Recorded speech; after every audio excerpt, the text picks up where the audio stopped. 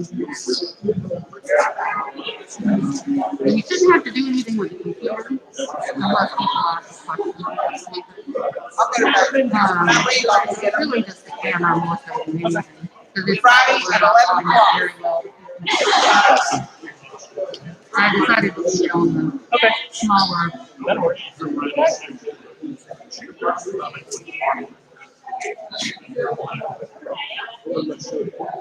Did you still want to do what you did?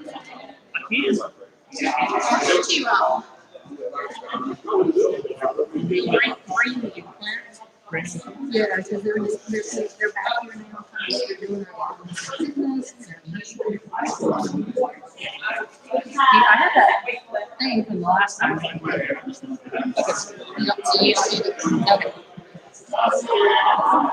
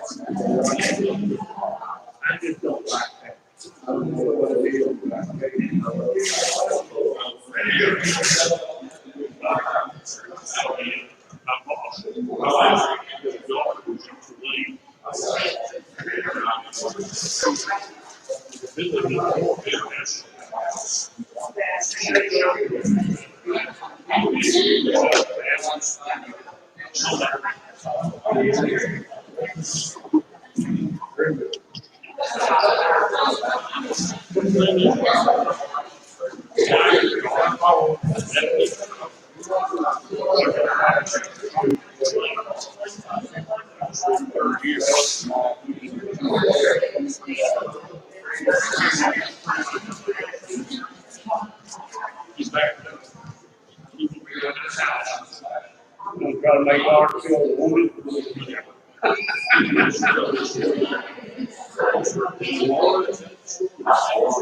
Good morning, sir. How are you?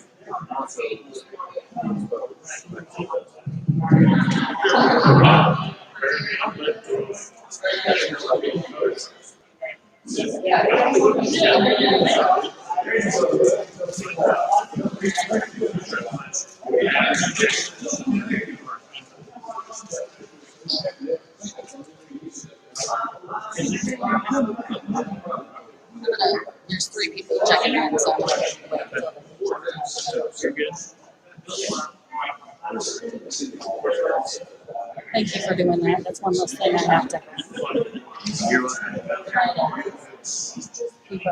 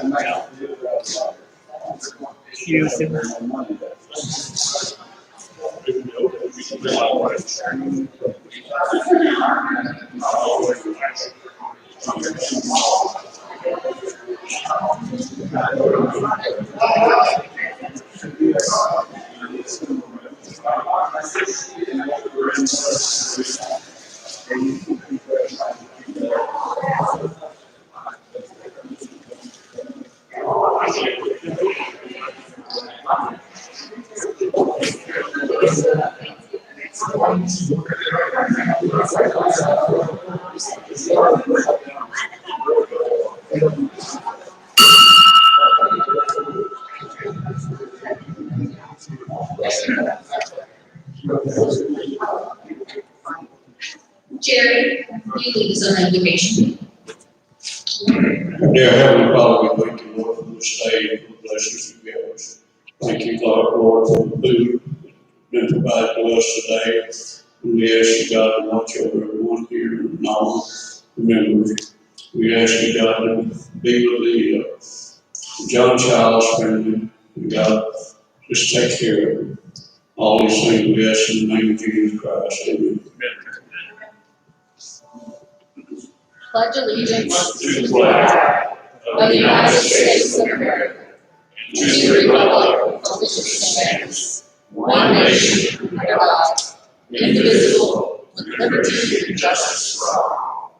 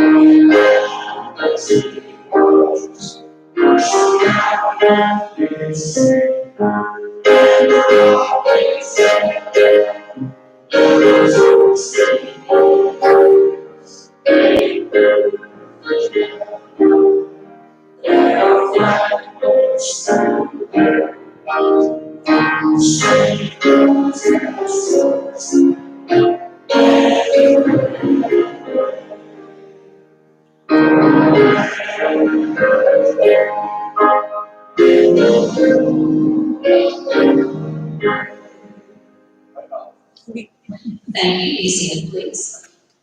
Beth is going to introduce our guests. She's coming up. I think Art has the other microphone. Or right over Jerry.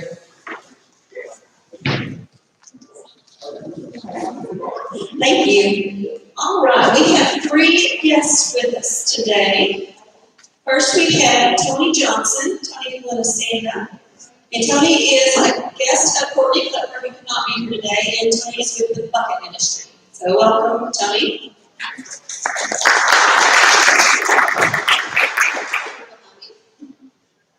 We also have Jennifer DeHart. She is a guest of Nicole Grant, and she is with Kelly Services.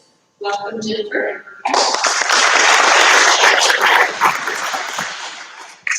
And then up front we have Kevin Simon. He is a guest of Bill Coates. He is a color analyst on the radio.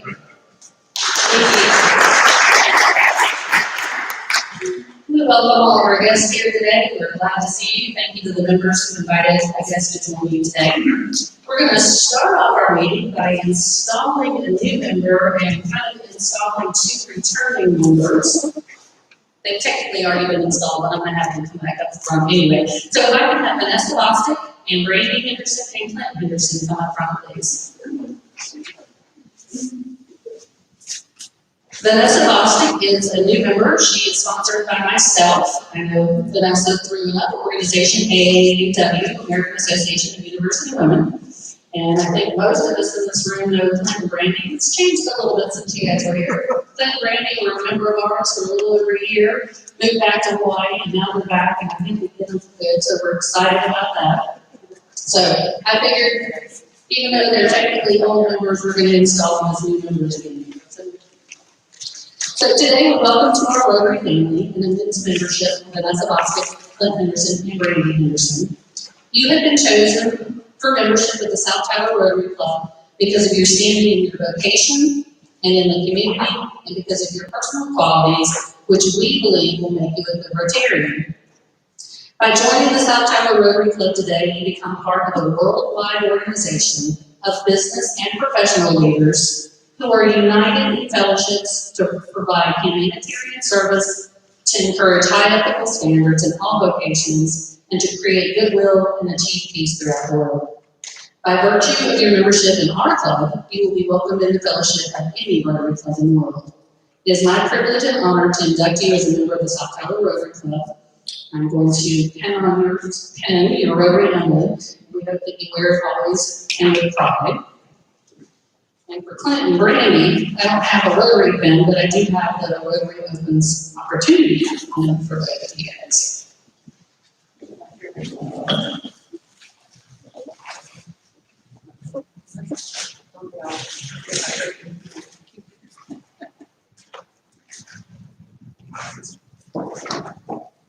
So fellow Rotarians, I present to you our newest South Tyler Rotary members, And I charge you to give them your friendship and help educate them on our responsibilities of being a Rotarian, as well as the many worthwhile programs and projects of Rotary.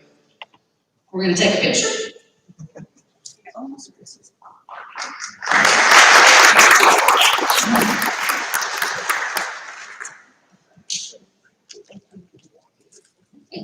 You can be seated, Vanessa, and that's yours. Clint, Brady, actually, you guys will stay up here. Two things. You guys see our lovely exchange banners up here. Randy has another new one for us from the Rotary Club of Congo, Hawaii. And I'm going to actually call Johnny up. We're putting you guys on the spot. We're doing these member spotlights. And we thought it might be good for you guys to answer a couple questions about what you're doing back in Tyler. And so Johnny's going to talk to you guys. Do we have some questions for you? Absolutely. We're definitely trying to get back into the member Q&A, trying to get everybody familiar with you guys watching online. We want to make sure that you're able to also be part of it. So go ahead and chat in the box if you have any questions. Let us know. But for the time being, I know you guys are returning, but at the same time, we've had a few new members since you've last been here. And so to also give them an idea of what to expect, be ready. Robert, Vanessa, and all of them, be ready. They're coming. But just to kind of get them familiar with you, what you do, your family, that type of thing. And I'm going to start with the occupation. Obviously, part of being Southern Rotarians, you've got to be able to contribute and be part of this. So just really fast, each one of you can take time. But what do you guys do for a living? My name is Clint Henderson, and I have a business called Every Brand Apparel. And we do corporate apparel, all-women apparel, basically wholesale, about 135 different brands of apparel, from Under Armour to Nike and Adidas and all the above. So we do that with golf tournaments across the United States and corporations around the United States. Allows me to sort of live where we want to live, and allowed us to go to Hawaii. And we've spent probably the last 10 years, about 8.5 years in Hawaii. The other 1.5 to 2 years was here in Tyler, Texas.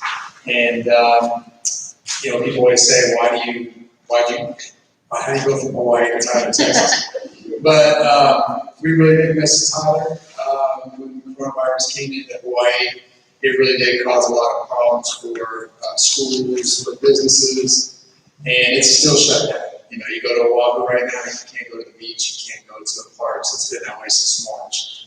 So they're really struggling, and it caused us to really evaluate where we wanted to do with our lives, and we said we should go back to Tyler. And so we did. We packed up. we said we're buying a house this time. We bought a house this time over here instead of renting. We bought a house so that people wouldn't think we're schizophrenic and going to keep moving every year or something. So we are here for the duration, and we hope our son JB will end up going to live right down the road from Legacy, so he's going to go to high school down there, and so we're excited to be back in Tyler. But as far as occupation, that's what I do. Fantastic. I'll let you go here just a second. I'm going to get you into the fun stuff. What I heard was they could have picked anywhere, and they chose Tyler. How cool is that? All right, I'm going to let you elaborate on that a little bit, but also, I want to know about family. You talked about like the sign of family, and then I want you to talk about what you guys do for fun. All right, I'm Brady Henderson. I'm almost, I think November will be 10 years of Rotary for me, so I'm really excited about that.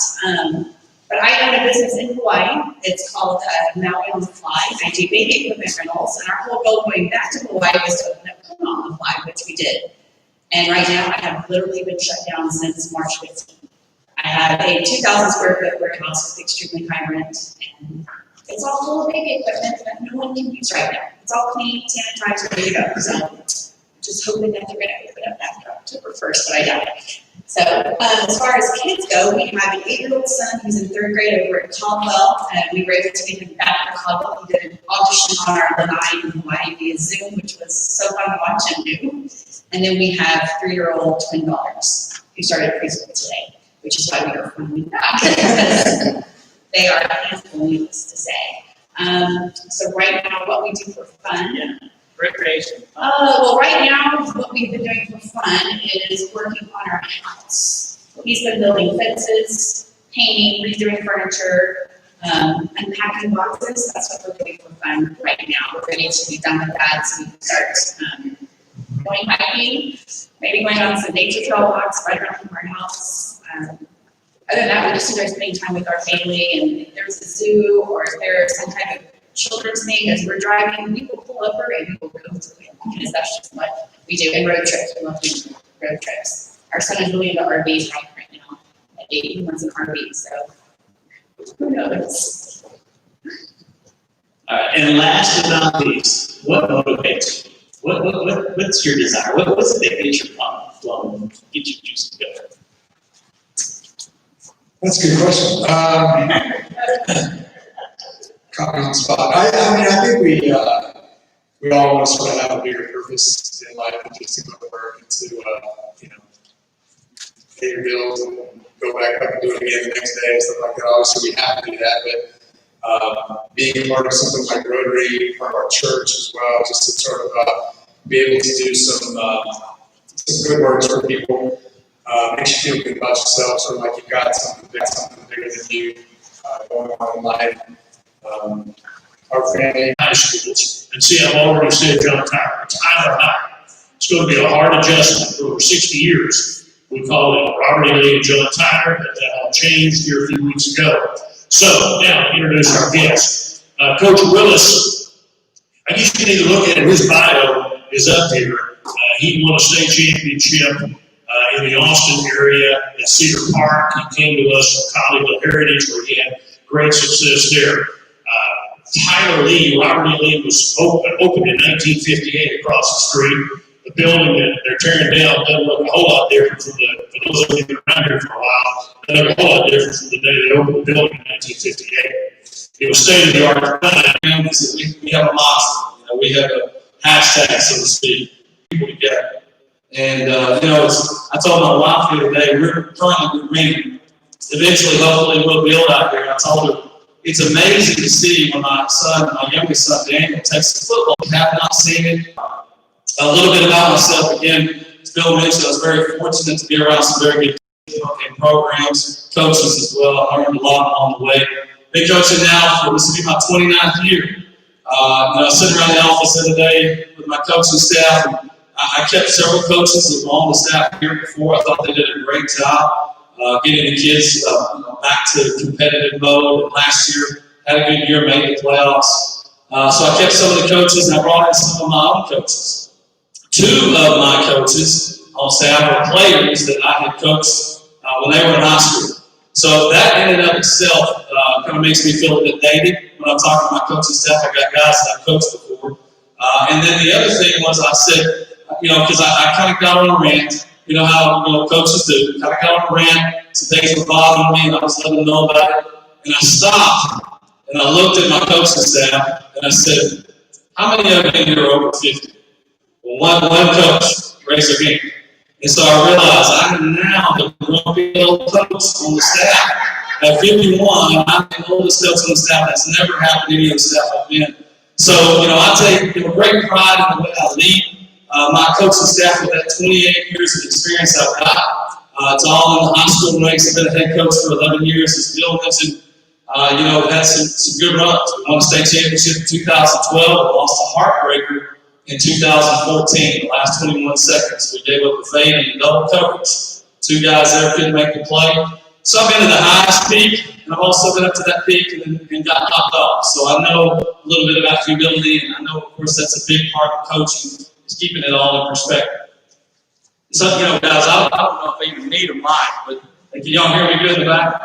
So sometimes I get my coaching voice, people trying to quiet me down, maybe a little bit loud. I do have a family here with me. My wife, Amber, she's a master teacher in the district. And then I've got 3 children. We adopted all 3 of our children a little over 10 years ago. We've got 2 brothers in that group, Bradley and Daniel. Bradley's here with me at the high school. He's 16, about to turn 17, going to be a junior. Daniel is now at Recovery Middle School. He's a 13-year-old, just turned 13. Malia is at Caldwell Academy. She's over there in the 6th grade now. She's 11-year-old. So very blessed to have my family.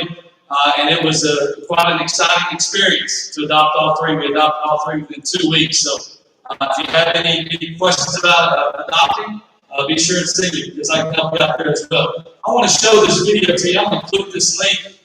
I want to show this video. I could tell you the things that I say on the video, but I want you to see the pictures and the video that goes along with it.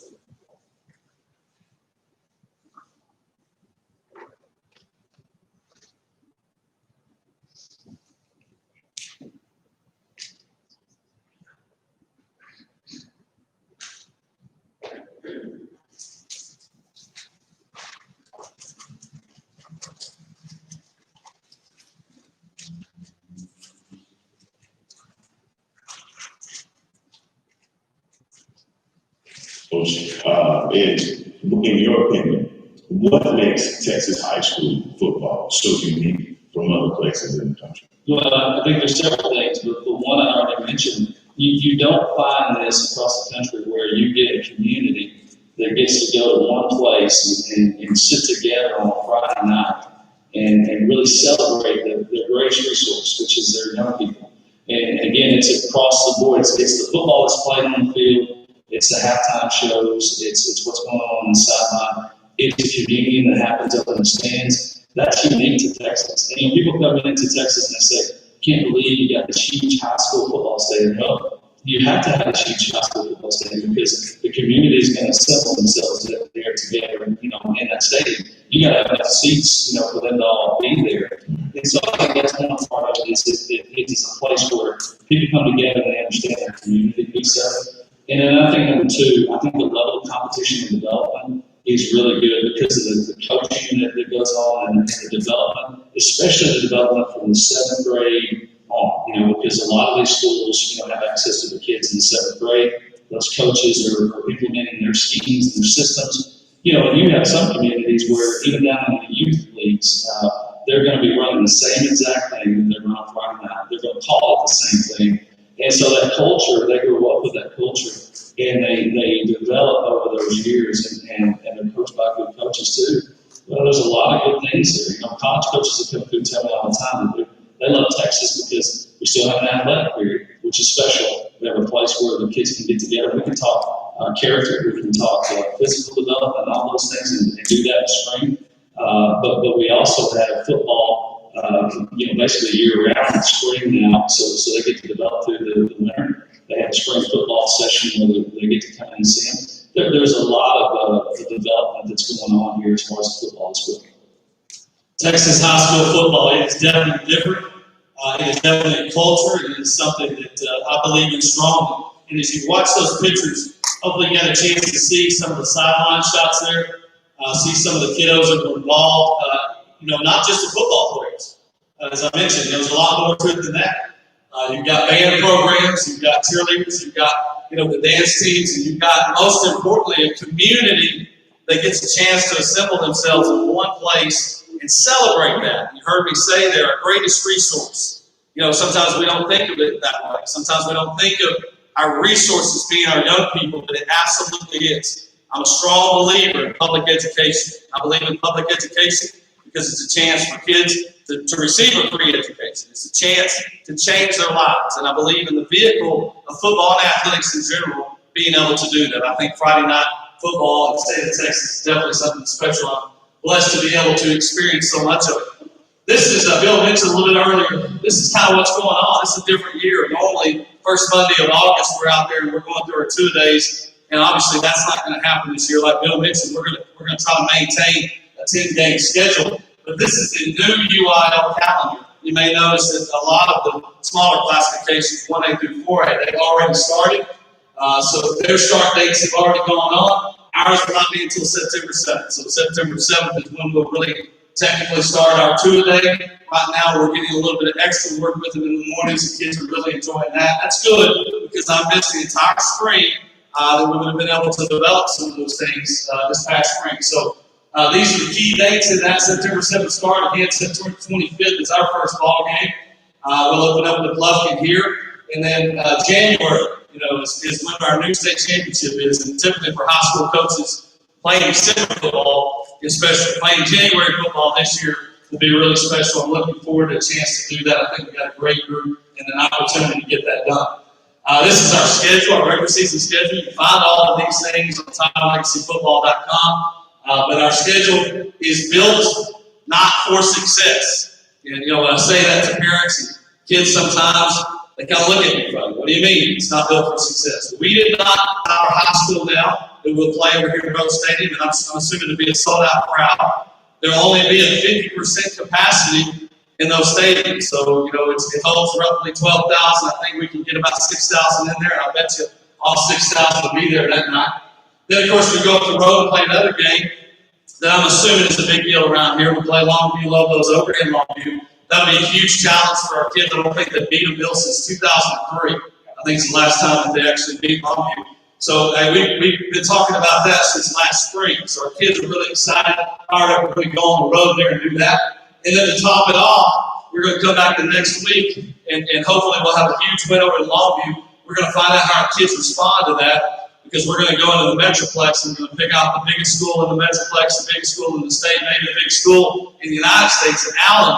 About 400 kids are playing football, 9 through 12, and we're going to go pick a fight, because that's really our mentality in football, is we're going to find the best ones out there, and we're not doing it necessarily for success. And I think that's really important. As a head coach, yes, I'd love to be 10-0. Players would all love to be 10-0. It's not really what's best for us, though. Not really what's best, just to go and breeze through your schedule and be 10-0.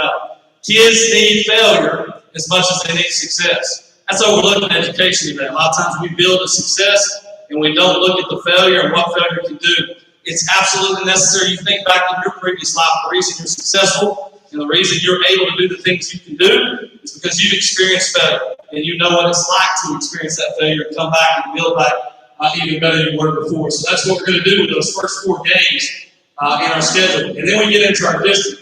Got a very competitive district. Again, it includes the Rockwall schools and Mesquite School. Dallas Skyline is in there. We don't know that Dallas Skyline will be able to play at that point, because Dallas DISD at this point has not allowed them a start date. So they're pushed back a little bit. We may pick up another game, but as of right now, that's our schedule. Obviously, 10-game schedule. We'd love to play them all. We don't know. A lot of the things that with kids going back to school now, kind of up in the air. Most of the time, this is what's going to happen. The superintendent is probably going to have the ability to shut down a school if they get more than 10% or so of the population is in the positive range. We don't know if that's going to happen. And I talk to some national doctors. I'm on a conference call every week with those doctors, with U.S. and state congressmen both. And so there's a lot of unknowns. I'll tell you one thing that I know right now. If you talk to anybody in the medical field, there's a lot of division about what's actually going on. There's a lot of things that we don't know about this particular virus. There's things that have been told to us, and I hear it in the media still today, that it's easy to transfer from kids to adults. Well, let me debunk that a little bit, because I have an experiment that we performed this summer with about 65,000 kids in the state of Texas. And here's what it is. This was our strength and conditioning over the summer. So over 65,000 kids are in this sample. Of the 65,000 kids, 165 kids ended being sent home at some point, got sick, tested positive for COVID. That's not a very high percentage, obviously. Every one of those kids came back to camp eventually. Nobody got seriously sick. Of those cases, of those 65,168 cases, we had 4 kids that were contact traced back into camp. What does that tell you? It tells you they're not getting the virus from camp. That tells you they're getting the virus from somewhere else. We went ahead and we tested the adult. We looked at all the adults and the cases we had there. We only had 3 adult cases tested back into camp. Again, what's that tell you? They're not getting it in camp. We check kids at the door. We make sure that they don't have any symptoms. We check temperatures. We do all the things the right way. And most of the time, we're finding that that's not going to be transferred from our educational environment, from kids, back into the home. So we hear a lot of theory about that, but in talking to these doctors, there's absolutely no proof that that's ever happened. There's not one case of this documented at this point that I know of. And again, I'm talking to some people that in the U.S. and the state government. So those are some things just to keep in mind as we go forward. We're very curious to see how this all works out. Is it a contagious virus? Yes, absolutely. Could it spread? There's no doubt about it. But if you're doing things right and you're checking those symptoms, the likelihood of that is not very great. All right, so our district, this is kind of the Dave Campbell's, which is considered the Bible of Texas high school football. Does a preview. So this is kind of give you an idea of where we're picked right now. Some of the players, some of our outstanding players here. We've had 2 outstanding running backs that had great years as sophomores. They're back as juniors. We have a lot of returning linemen, offensive linemen across the front. We're very excited about that part of it. We've got a quarterback that returns with a lot of experience, and we've got some good young receivers that have done a lot of work over this summer and over the last couple of weeks to get themselves ready. So we're excited about that challenge, not to mention a couple of defensive standouts that we got as well. Our district, as far as how Dave Campbell's has picked our district, they've still got the 2 Rockwall schools on top. Of course, Rockwall last year went deep in the playoffs, played in the quarterfinals against Duncanville, had a great year, lost a very talented receiver. Their head coach has gone to Denton Geyer. We'll have to go to Rockwall, but we're excited about that challenge. Rockwall Heath will come to us, but that's how the district was picked to sort out in the end. So just kind of give you an idea of the last 10 years. The way I always look at a program, you can't go too far back, because too far back, there's a difference between tradition and history, right? You know, tradition is something that happens year after year after year after year. History is something that happened at one point and doesn't necessarily continue. So in 2004, they did win a state championship. They had a lot of good years, right, Bill? Early in the 2000s, had a lot of good years here. Went deep in the playoffs several times. Coach Owens, 2004 won it. If you come to our games, on the back of our stripe on our helmet, you'll see the state of Texas with 2004 in it. That's honoring that class. We want that to be in the back of our minds, that the class has won a state championship here, and that's definitely our goal. But 2010 on, you can see that it's been sort of a struggle. So they're 34 and 69, I believe, over those 10 years. But over the last couple of years now, we've had a couple of 6-win seasons. So for me, as a head coach, for the coaches on our staff and the kids in our program, we want to be better. We're going to be better than that. Now, that doesn't mean that we're going to go out and be 10-0. As I've already told you, we have a very challenging schedule. The Cedar Park here that we won in 2012, we were 0-2 to start the season off. We lost 2 games, 2 close games to 2 pretty good opponents. And I can remember vividly a lot of questions. We lost a lot of kids off of last year's team. Are we going to be very good this year? You had to keep saying, well, look, we're going to keep working. We're just going to get better every week. We didn't really blow anybody out until the playoffs. I mean, it was a struggle all year long, but we rounded off 14 wins in a row to be 14-2 and state champions. So I want our kids to know that we're building the schedule tough, but we can be better than this. We're going to be better than 6 wins. That's the most that they've had in the last 10 years. A couple of things I'd like you to know about our Booster Club, which I mentioned on the website, which is TireLegacyFootball.com.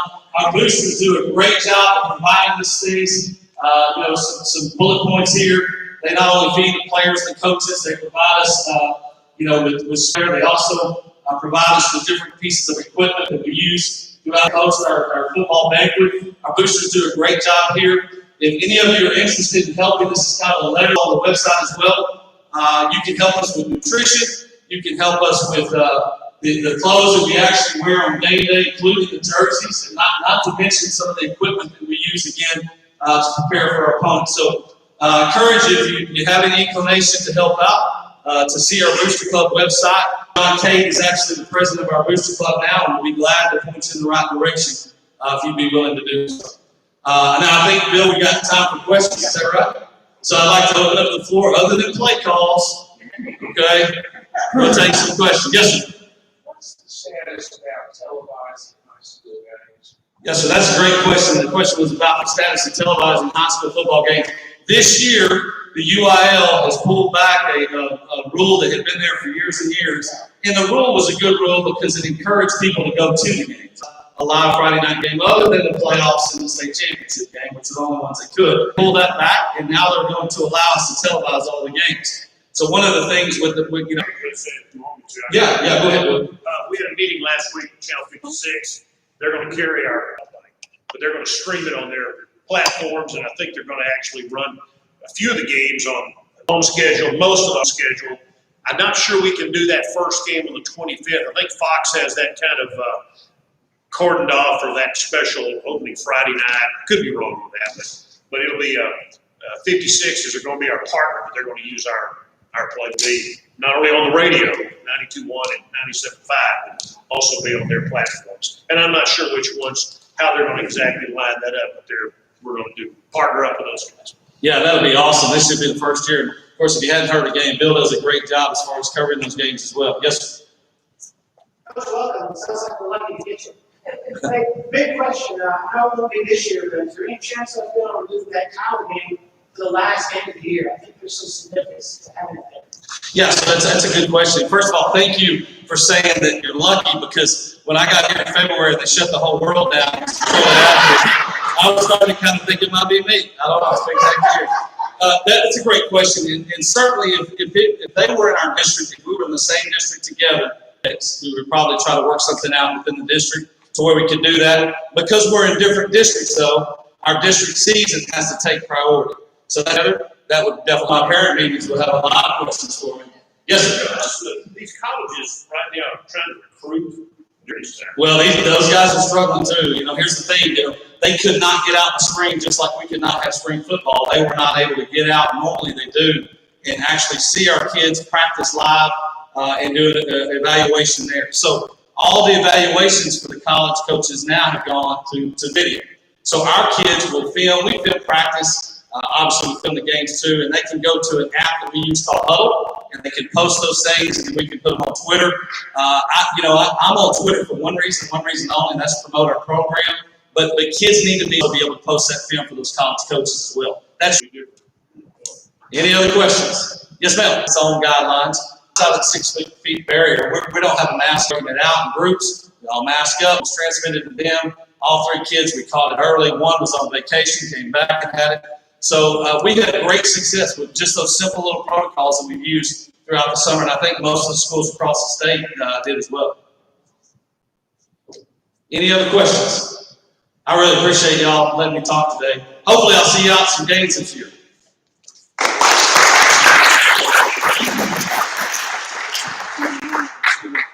Joe, we really appreciate you being here and speaking to us today. It's always, I'll be honest to say that I've lived in Texas 7 years now, and I've yet to attend any Friday Night Lights. Oh, well, this has been a great year. Really did that. I know. So Joe's doing the drawing for us. We've got our raffle going on, and the last few digits are 4995. 4995. I don't think we have a ton of money in the pot right now, so and while she's figuring that out, I just want to remind you guys of a couple things. You should be receiving a weekly bulletin. If you're not receiving that, please let me know. That means that your email may be bouncing or it may be going into spam. One of the things that was in this week's bulletin that I wanted to share with you guys is about Rotary Fellowships. Rotary Fellowships are international groups that allow you to share things with a common passion. For example, Beth and I are in the Rotary Wine Appreciation Fellowship, so that's a fun one to be involved in. And there's one that Amanda's involved in, the Rotary Flying Rotarians, something like that. And I was looking at the list of sporting, things like bowling, groundhog. Oh, really? They have a bowling one, cycling, marathon running, golf, scuba. They have hobbies, music, bird watching, quilting, games, photography. Professional, doctors, educators, lawyers, police law, food and beverage. I thought this was an interesting category. Gourmet cooking. They have a wine appreciation group, a beer appreciation group, a whiskey appreciation group, and a rum appreciation group. And there's a lot more. So Noticing a pattern here. the link to find out about these groups is on the bulletin. So please take a look at that if you're interested. There's no pressure there. It's just if you, especially if you like to travel, it's a good opportunity. My understanding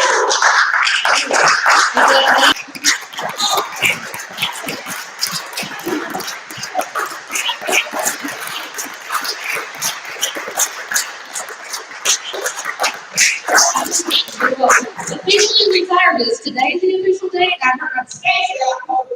Well, congratulations. Thanks for all you've done for Literacy Council as well as South Tyler Road. I'm going to have positions about it.